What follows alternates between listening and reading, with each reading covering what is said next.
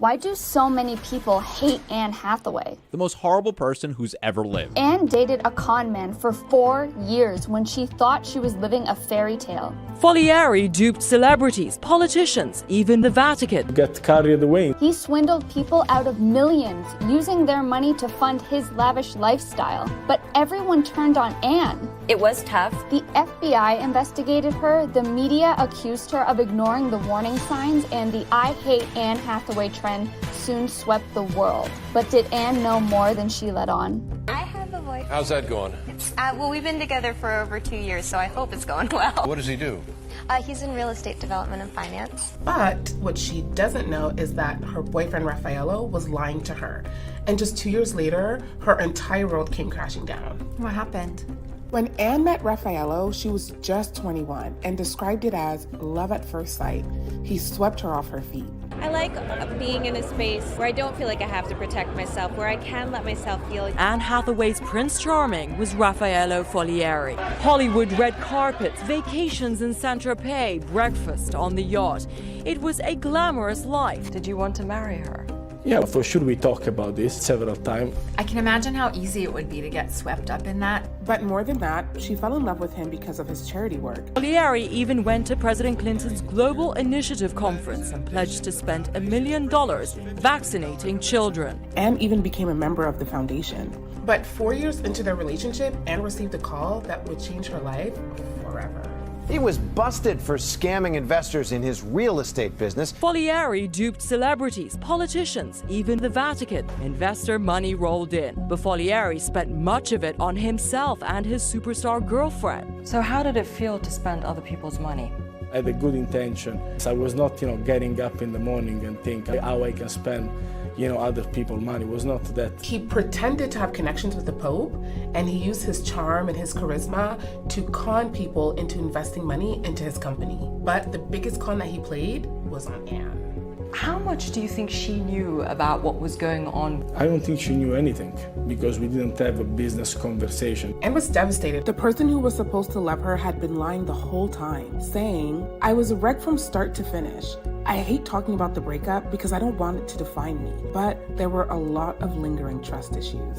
I guess she trusted him, but at the same time, how could you not realize something is going on? If you love somebody, you're not thinking the worst of them. It was hard for her to be alone. W Magazine wrote, Hathaway once said, "Her greatest fear is loneliness." Growing up, happiness, it just seemed like it could never happen to me. That's not what people saw. The media was all over it, speculating that she was in on the scam. Donald Trump even weighed in on the scandal. So when he had plenty of money, she liked him, but then after that, not as good, right?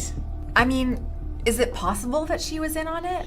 The FBI did investigate her, actually taking her personal diaries as evidence, but they didn't find any indication that she even knew what he was doing. It is a lot, you think you found the love of your life, he goes to jail, and then the media is acting like it's your fault, they're blaming you. Exactly, and Anne tried to protect herself from getting hurt again by hiding her pain. You do have to give me credit because as far as relationships crashing and burning goes, come on, I did pretty great.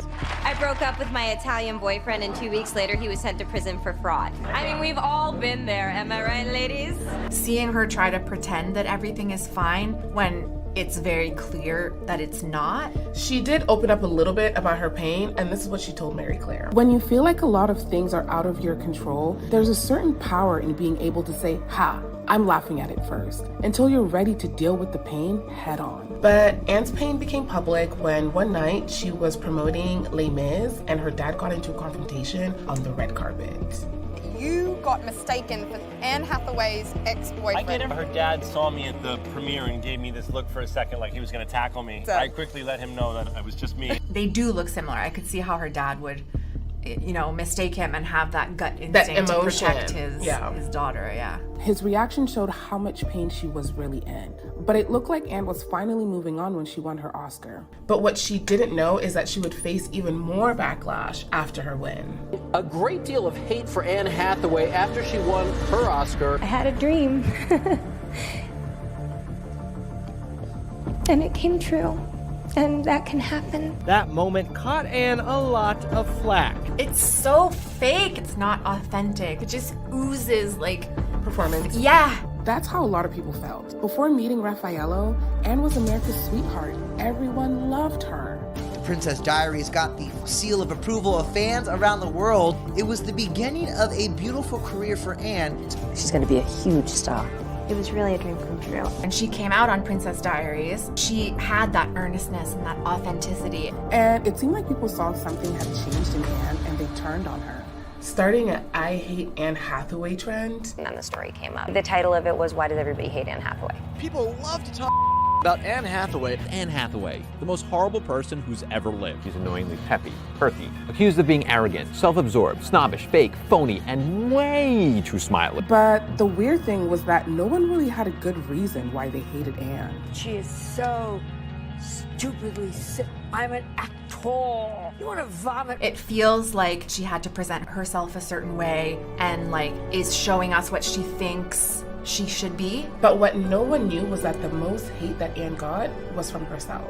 I disliked myself so intensely. I didn't know how to love myself, which meant I didn't know how to love anybody. Anne realized that she had been hiding her true self because she didn't love herself. And I was like, okay, I don't want to believe these people.